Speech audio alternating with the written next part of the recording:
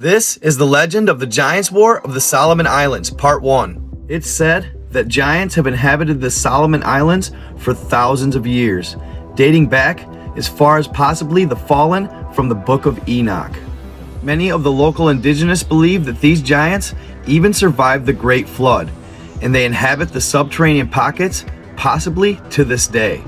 For example, a well-known story takes place in 1998, when Ross Mining Company was able to allegedly bribe government employees to allow them to attempt to mine gold on the islands. According to witnesses, a mine was set to be dug at a location known as Gold Ridge on one of the islands. So the company immediately began moving in heavy equipment, namely bulldozers, because they had to prepare to move massive amounts of dirt in search for the gold. It's said shortly after they began excavations, a blade pin on one of the dozers broke, putting it out of commission. So rather than having to deal with taking the 10-ton blade back to the shop, they just dropped it in its place and took the dozer back instead. But what Ross Mining Company apparently didn't know was that the zone that they were mining actually butted up to lands inhabited by the giants. So after having fixed the pin on the bulldozer, they brought it back to the job site the next day. But much to their astonishment, the 10-ton blade was gone and they had no idea where it went. They were absolutely baffled, considering that the thing weighed 10 tons. What could have possibly moved it? So the crew began looking. They began combing the area to see if they could possibly find this massive blade. When one of the workers was combing the edge of the thick jungle, and he yells out, "Hey guys, I found it!" What they weren't ready for was what they found next to the blade. A massive footprint, claimed to be up to 3 feet in length. While the workers never fully came to a conclusion, the indigenous people or the locals knew exactly what it was. They claimed that this giant with a massive footprint up to 3 feet in length, making it close to 18 feet tall, tossed the blade over 100 feet into the foliage. This account is just one of many, and what others don't know is the indigenous people of the Solomon Islands have been dealing with these giants for thousands of years. And what these people have gone through while living beside these massive humanoids will absolutely blow your mind. So stay tuned. Part 2. The Giants of the Solomon Islands, Part 2. Killer Giant. Chief Hyamis of the Northwest Guadalcanal tribe, the Maravavos, sits on the beach defeated. Behind him, one of the many small villages of the tribe lay in waste, reduced to debris the night before. Tears begin rolling down the chief's face due to the death of his eldest son, his most favored child. He can't believe it has come to this, but he knows he must do what he has to do to save the tribe's people. The night prior, they were having a village-wide ceremony when suddenly they hear boom, boom, boom. The ground around them begins to shake, and they know exactly what this means. It sounds as though a herd of elephants is crashing through the dense forest, and it gets closer and closer until suddenly it bursts out of the edge of the jungle. The villagers scream in sheer terror and begin scrambling for their lives as the 20-foot-tall giant gazes upon them. He smiles at the thought of what's to come before he lets out a loud, Hulk-like roar. The striations in his muscles flex, and he resembles something of a Titan or a Herculean hero. But he is far from it. He starts through the village, grabbing up victims one by one. As this is going on, a handful of warriors arm themselves with spears and begin an attempt to push him back, with little effect, because he is just too massive. The giant, who was more annoyed than deterred, sets his eye on the lead warrior, who was the chief's son. He snatches him up and slams him to the ground, killing him instantly. He then, with his dinner in one hand and the other hand free, defeats the rest of the soldiers with ease. When done with the warriors, he continues his attack until he gotten his fill. Satisfied, the beast retreats into the jungle. After this attack, the chief was at his wit's end. He didn't know what to do. He'd been fighting this beast for months, and they cannot seem to defeat him. Countless warriors, countless villagers sacrificed.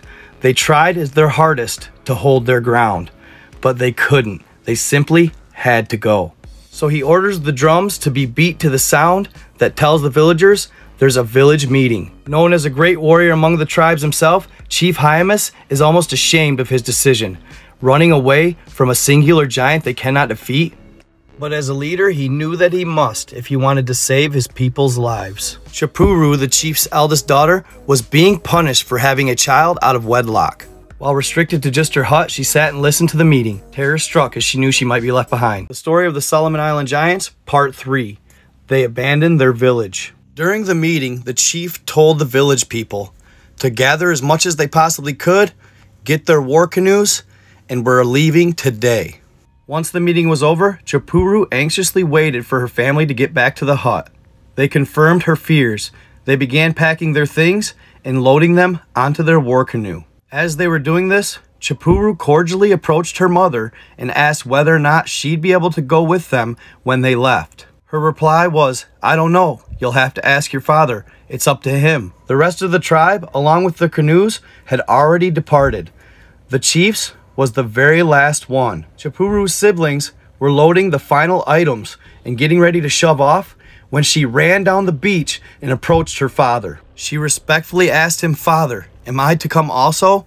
with a look of absolute fear in her eyes. Her father's reply, "No, you cannot come. There is no room for you, and you have broken our laws, so you must stay. The giant can have you. Let that be your punishment."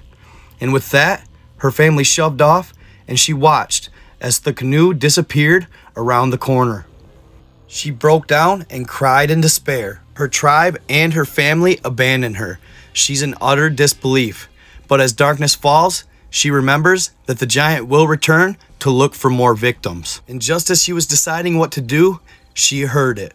Boom, boom, boom. The massive beast blasts out of the edge of the jungle and looks for the villagers, but much to his surprise, they are all gone. Knowing that there's no point in running because the giant's speed and agility far surpassed that of a human's, Chapuru laid down and played dead, waiting for the giant to take her. Through squinting eyes, she watched as the giant spotted her and began to approach. She held her breath, hoping to God he didn't figure out she was alive. Once he got to her, he kneeled down and began smelling her, looking for rotten flesh. And there was something he obviously did not like, because he went back to the jungle and started looking for bamboo so he could sharpen it and cut away the spoiled meat. When the beast was out of sight, she got up and began running as fast as she could.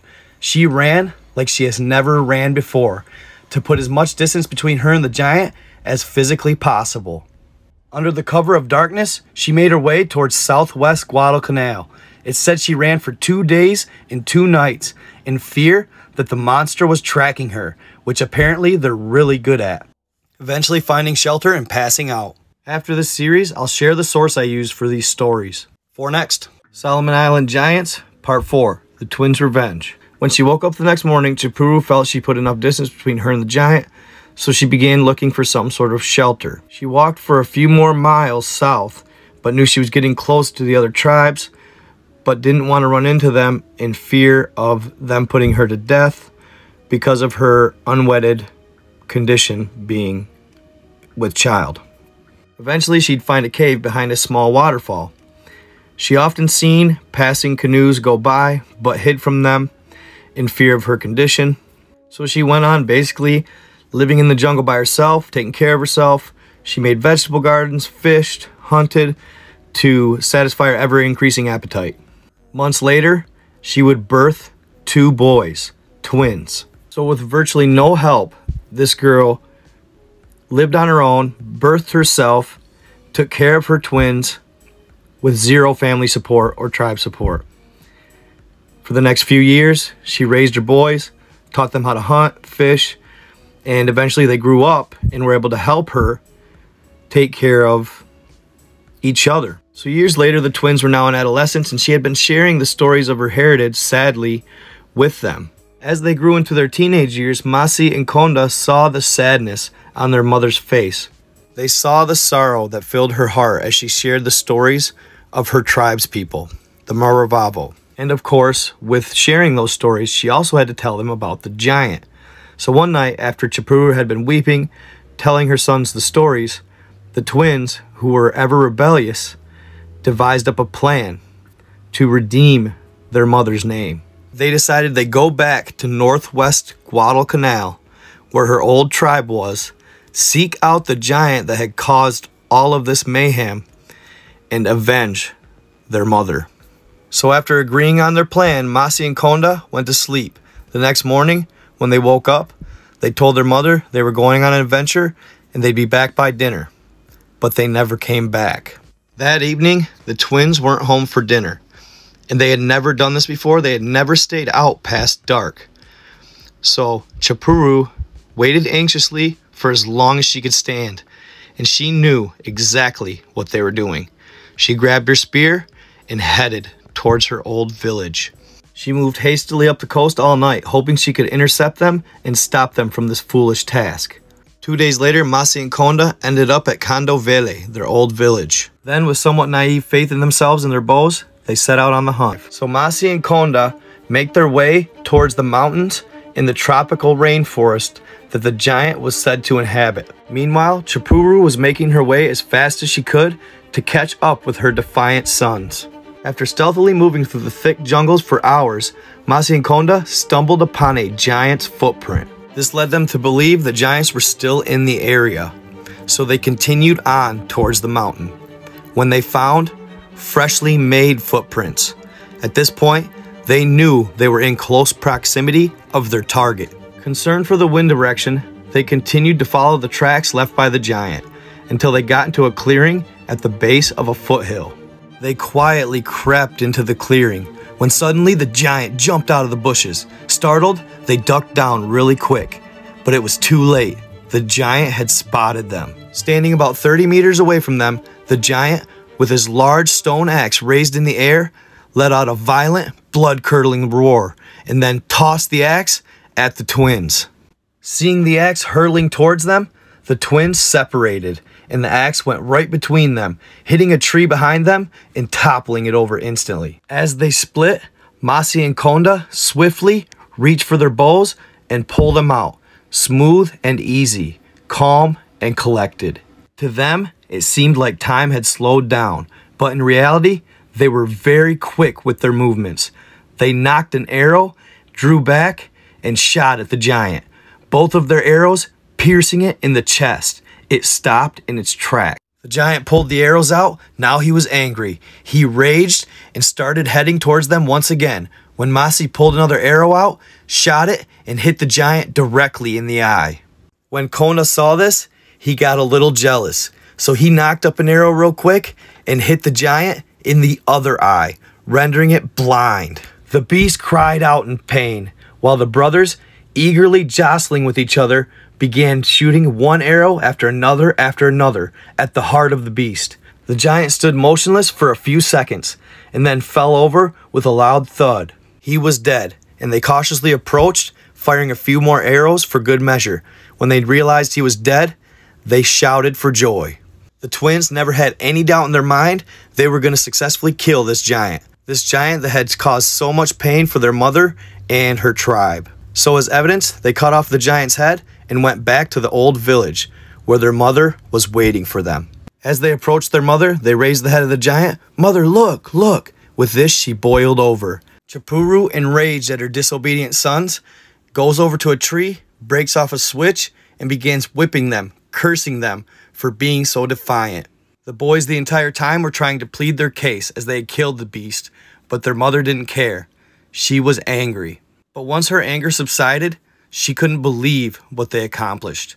She was so excited they finally killed the beast that caused her so much turmoil. So the old Maravavo tribe with Chief Hymus actually moved to another island across the way. They could still actually see their old village. So the boys climbed up with the giant's head to the top of a coconut tree and lit it ablaze. As they were eating breakfast the next morning, getting ready to head back home, they saw a canoe come around the corner with 40 or so warriors on board. Their grandfather, the chief, saw the smoke and sent warriors to investigate. They found Chapuru and the twins with the giant having been killed. Startled, the twins grabbed their weapons and get ready to go to war. This was the first time they had ever seen another human. Chapuru, quickly recognizing that they were her fellow tribesmen, told the twins to wait and greeted them as they made it to shore, explaining what had took place. They were actually very joyous to see Chapuru alive, as they had kind of forgotten about her assuming the giant had had his way with her. She told the story of her warrior sons as they approached, arrows ready, still weary of the tribesmen. They couldn't believe what they were hearing. They quickly went back to the island where the chief was and told them the story. Deeply saddened by the way he treated Chipuru, he called the village elders to a meeting. Chipuru eagerly waited at the old village for her people, and they came back, rejoiced, embracing her with open arms. Her father was the first to step off the canoe, and with tears of joy, they hugged. That night, they held festivities, pigs were slaughtered, and they sacrificed for the ancestral gods. Masi and Konda were given wives and large parcels of land. They later fought off a western headhunting tribe successfully, and they went down in history as some of the greatest warriors of their tribe. Chipuru never remarried, the chief had passed away, and made Masi the new chief. Chipuru passed away in the late 19th century. They buried her at a village that is now named after her. Masi and Konda lived till a ripe old age, and they are now buried in their old village. And if you go to the islands and ask any local, they will know this story. It still rings throughout history. And that's just one of the many stories of the Solomon Island Giants. I will continue. Hope you enjoyed. All right, y'all. So this is the book that I found these stories in. Very unique, very interesting.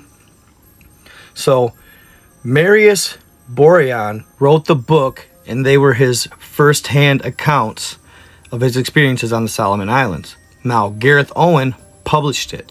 Gareth Owen worked for some magazine company, and he kept coming across Marius's stories, and at first wrote them off as outlandish and far-fetched, but for some reason they kept calling him. So eventually he contacted Marius, and he did go to the Solomon Islands himself. They were going to go to all these sacred grounds that the giants supposedly were from, and hopefully maybe film them or something like that. This was like mid-90s. So they didn't even make it quite a year because one of their colleagues unfortunately caught a rare, or I don't know about caught, but just got diagnosed with a rare form of cancer. So unfortunately this cut the trip short, and they all had to leave, and they were never able to go back. But they were able to hear a lot of amazing stories from the tribes and Marius himself. So Marius, at the age of 35, saw no future for himself in Australia. He was kind of down in the dumps, lost a couple loves, and just didn't really feel that he had a purpose. So he grabbed his atlas and opened it, and it had circled, and with an arrow at it, 1,000 islands here. His mother had written it when he was younger. So he instantly knew the Solomon Islands is where he was going. So he packed up his things, had enough money at the time, headed out. Little did he know this would take him on an adventure that he absolutely was not expecting. He hires a regular taxi driver named Big John, who is tied into the tribes. He was a local. He introduced him, and which is rare for a white man. And eventually he would meet his wife and get more entrenched into the tribal world. As I said, this is rare for a white man, but he's a good guy. They took a liking to him quick, and they began sharing their legends and lore with him. And he was absolutely mind-blown. So this book he tried to get out to the world, but really didn't get much traction. Needless to say, he saw a lot of resistance, but that was a different time. I feel today there couldn't be a better time to share this with the world. But you know the deal, for entertainment purposes only.